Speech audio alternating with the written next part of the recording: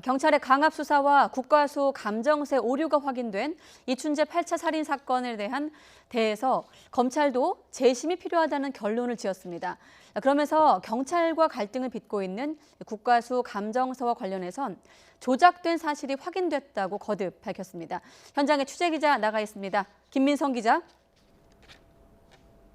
네, 수원지방검찰청에 나와 있습니다. 네, 그러니까 검찰이 억울한 옥살이를 했다고 주장하는 윤모 씨에 대해서 재심이 필요하다 이런 의견을 법원에 제출한다는 거죠?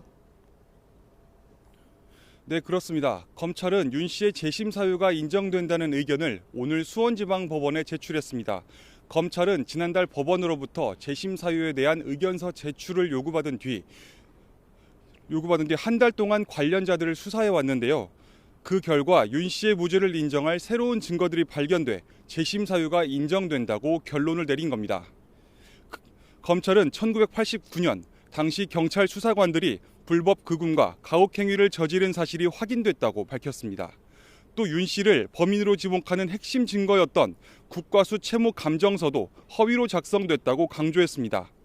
검찰까지 재심의 필요성을 인정하면서 법원은 곧 윤 씨의 재심 청구를 받아들일 것으로 보입니다.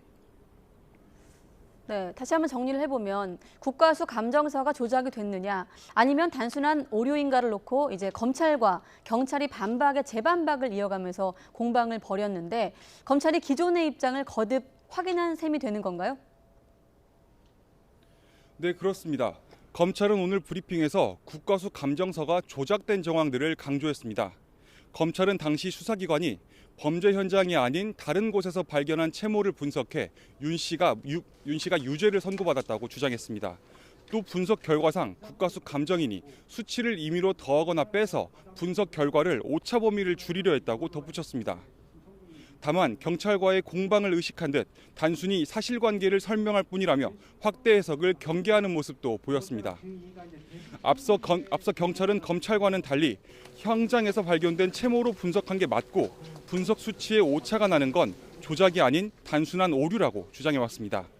결국 감정서 조작 공방의 진실은 재심 법정에서 가려지게 될 것으로 보이는데요. 검찰은 재심 재판 과정에서 주요 관련자들을 소환해 감정서 허위 작성 경위를 철저히 규명하겠다고 밝혔습니다. 이를 위해 국가기록원에 보관된 것으로 알려진 현장 채무 2점에 대해서도 감정 의뢰를 신청했다고 설명했습니다. 지금까지 수원지검에서 YTN 김민성입니다.